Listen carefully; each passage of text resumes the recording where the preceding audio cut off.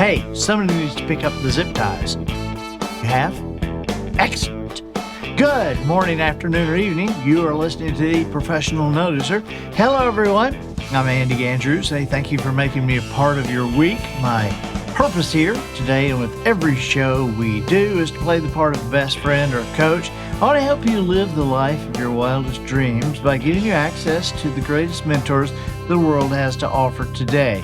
The Professional Noticer is sponsored this week by our friends at Tucker ATV. You know, the sheer variety of power sports products at Tucker ATV will just blow your mind. Hustler turf equipment, the entire line of Echo power tools, and of course, Tucker ATV carries every make and model of Polaris ATVs. They have the big side-by-sides, even bigger Ranger Cruise. You have to see this showroom, the taxidermy, the antique displays, and an indoor porch with its porch swing, comfortable chairs, television, free coffee.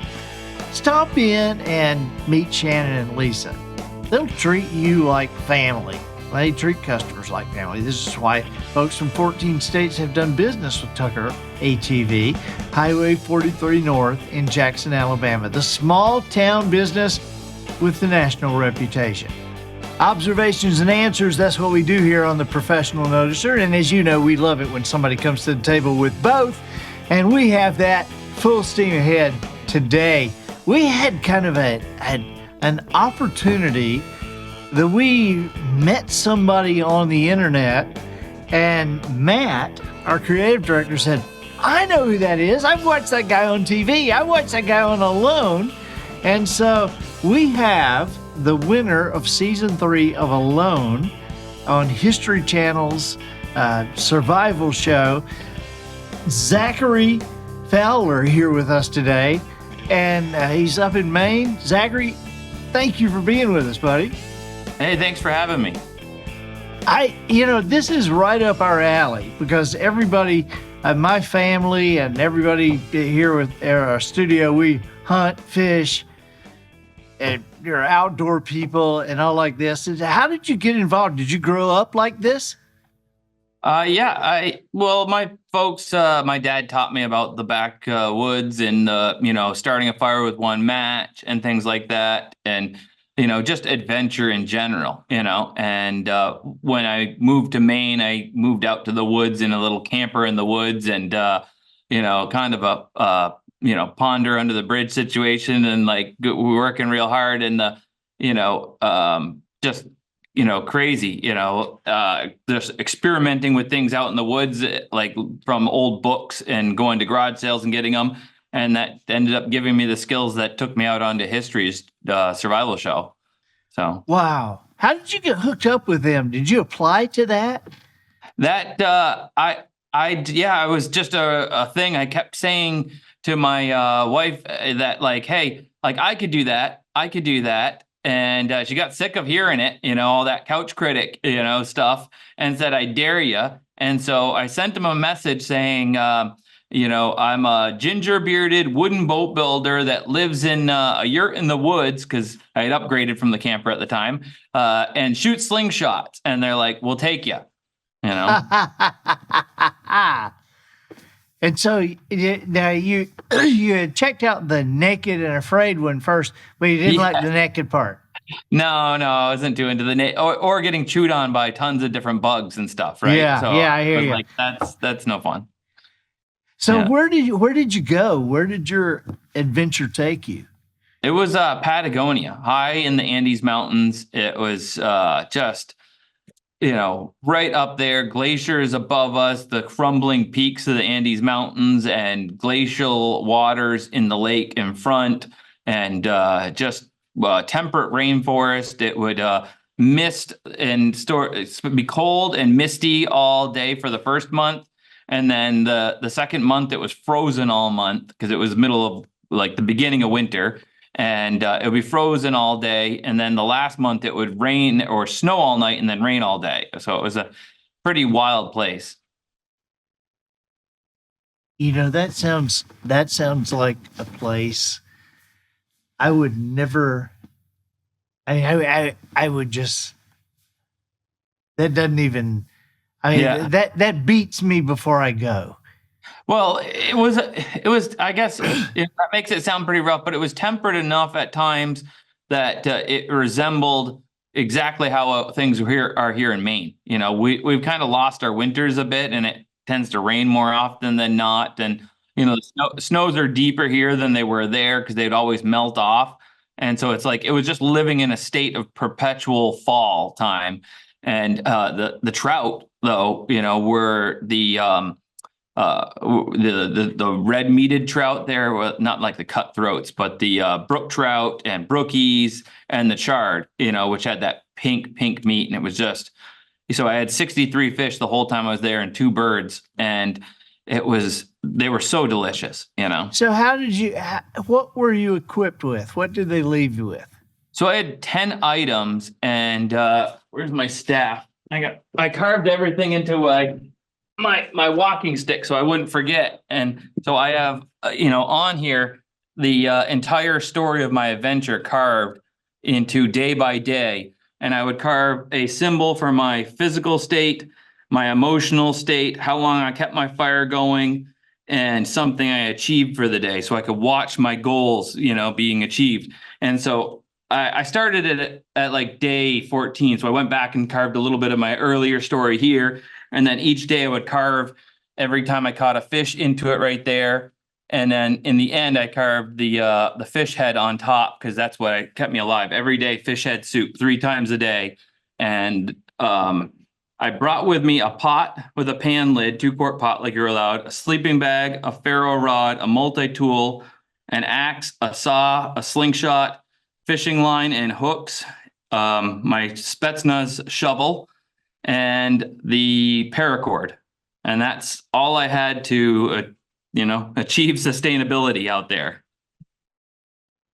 So 63 fish, 2 birds. You're obviously better with the fish hooks than you were with the slingshot. Well, that was the thing, is there wasn't anything up there. So they told us all like, oh, there's a possibility of all this stuff, rabbits and birds. And when we arrived, the situation down below in the lower valleys was, every step you took, you're kicking up rabbits. The birds were the size of chickens and flying by in flocks of hundreds of thousands. And they just cover the ground in the morning and just be like solid manure. You can walk on the fields, and it was like, you see all this stuff and you're thinking, my slingshot was like burning a hole in my back pocket. I'm like, I'm going to eat so well. And then you get up there and the wild boar, the rabbits, everything leaves the upper mountains during the winter time. And there was like 1 or 2 times in the night I heard wild boar. And then I had that cat come into my camp at one point, and that was it. Like everything leaves for the warmer valleys. So it was like the one time the bird landed and it was talking to another bird, and I shot it and I had that one for dinner. And another time a bird went into my bird trap. But even, that was almost all the birds I ever saw. I'd hear them on the other side of the lake in the sun. There was like a bunch of goose over there, but not on my side because it was the dark side of the moon that they had stuck me on. Right. And so I had to make the most of it. But fortunately, my fishation was there was a lot of them in the water there, and I was pretty good at catching them by the time it was all said and done. Wow. So your competitors, I mean, you won. Yeah. What kind of shape were you in when you won? I mean, how tough was it on you physically? I had lost 73 pounds, and I went into it on the scale of like body weight for your size and age. If you look at it in the general scale, it's like it says I was in the slightly into the obese side. I didn't feel super. You were the young husky. Yeah, definitely. I was very husky. I was having a problem over the years, like, because I loved my coffee and a Danish on the way into work in the morning. So like but I also came home, and living way out in the woods, I had to drag the kids and our supplies on a sled behind me all winter long up to the house. We never had a snowmobile. And during the summer, we could kind of drive up when it wasn't muddy. So it was like a half a mile out into the woods, and we had goats and hay and water, fresh water we had to drag in. And like I was constantly working. So I was stocky. And so I had that weight that I was able to, my body consumed. And I kind of cleansed from the diet, and became like a different person out there. And when that happened after 13 days of using up all the moss on the trees for toilet paper, my mind just like all the books that I had read years ago, just like I could visualize each of the survival tactics and techniques that were in there. And I started like to keep my mind busy at night and not go crazy. I would invent like a Rube Goldberg machine with traps and triggers with all my 10 items to entertain myself and stuff. So it was pretty fun. Did you read that kind of stuff when you were growing up? Did you read the other side of the mountain and read Yule Gibbons books? Not really. I have dyslexia, so I really struggled with the reading, and I got big into audiobooks from a kid, and so I was able to get those. They'd send them to me from like the United States Library, these tapes, and you'd flip a thing and they're like 4-sided. So I could request anything. And so I listened to a lot of stuff on, like our forefathers and Lincoln. But as time went on, I kind of got more in binging of like fantasy and sci-fi, and I became a pretty big nerd, over those things. And over the years, I've gone back and forth between being really like, oh, I'm going to learn new stuff and listen to, good things, and then binging on, some new fantasy series or something for a bit. But wow.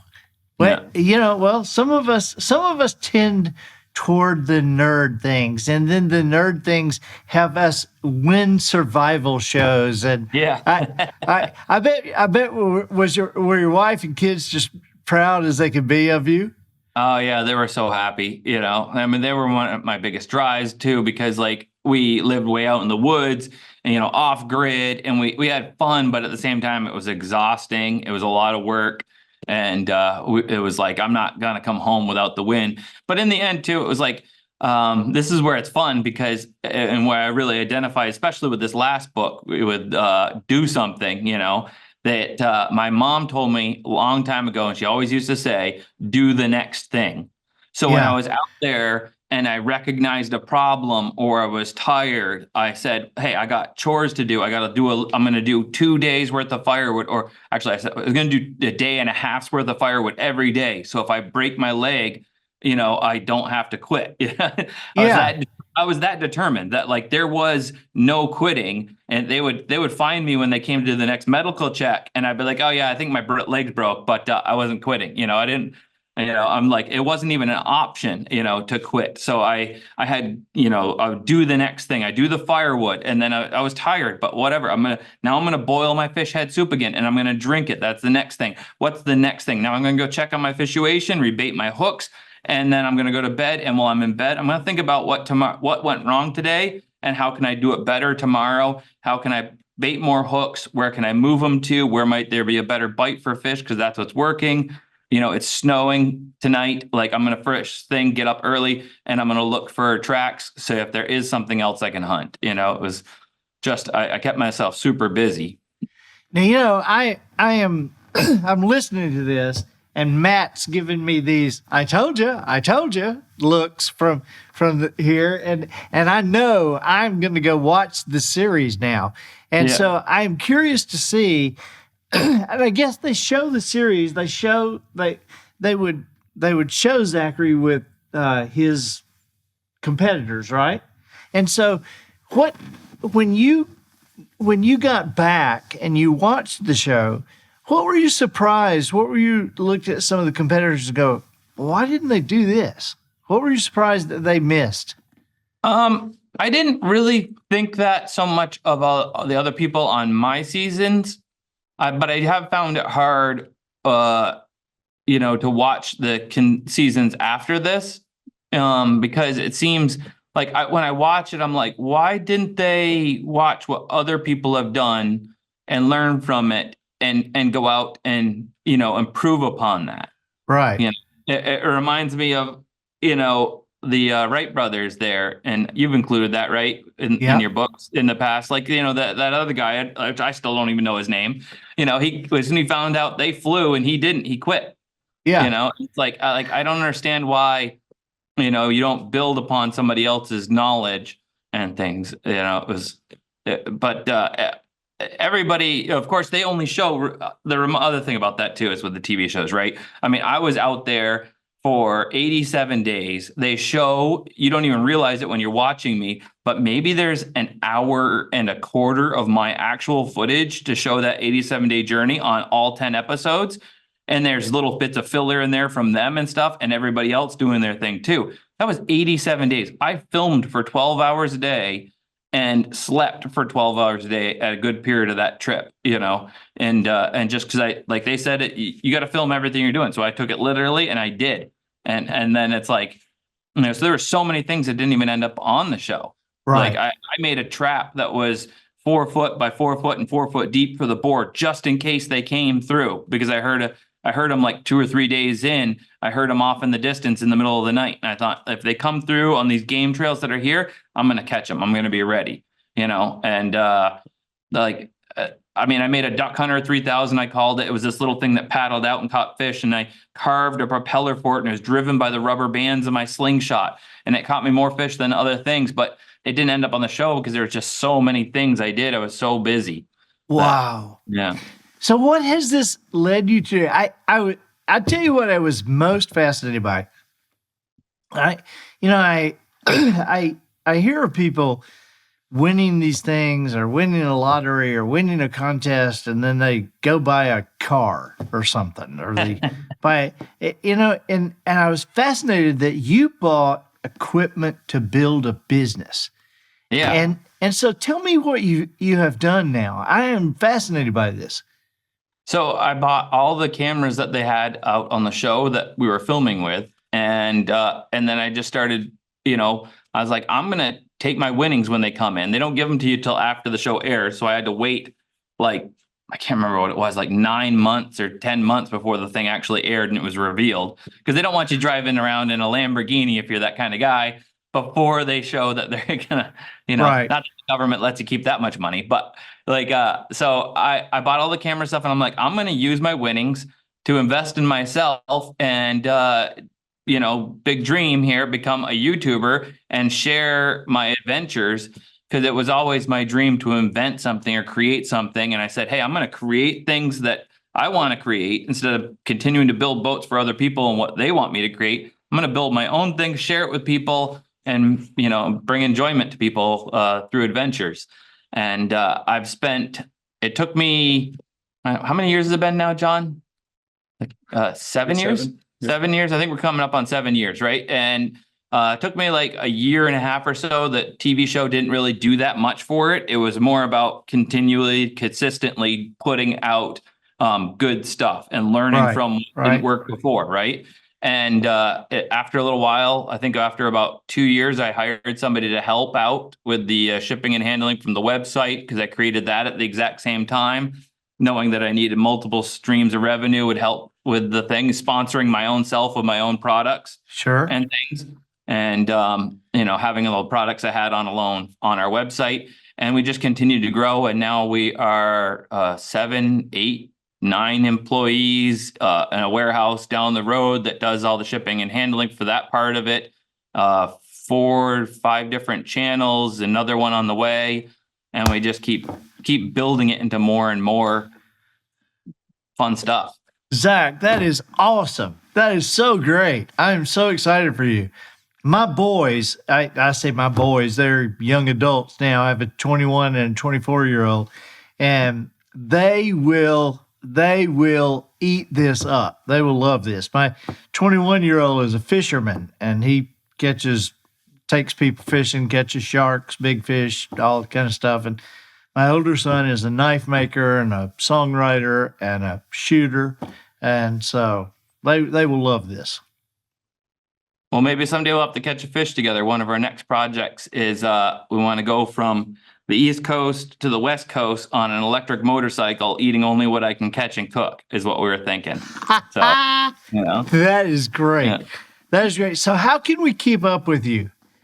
You can check me out on Fowler's Makery of Mischief on YouTube, and that's our main channel, and everything else kind of springs off of that. We just keep making adventures and having fun. And we will have have all the show notes, have all the things listed with you on there. And thank you for being with us today. Thank you so much. This is awesome. Well, thank you. I'm Andy Andrews, the professional noticer, harnessing common sense and wisdom to plow through challenges all the way to an answer for you. And I think that'll do it for this week. Get us out of here, Matthew. So, ladies and gentlemen, and to the boys and girls who aspire to become ladies and gentlemen, we've reached the end of another episode of The Professional Noticer.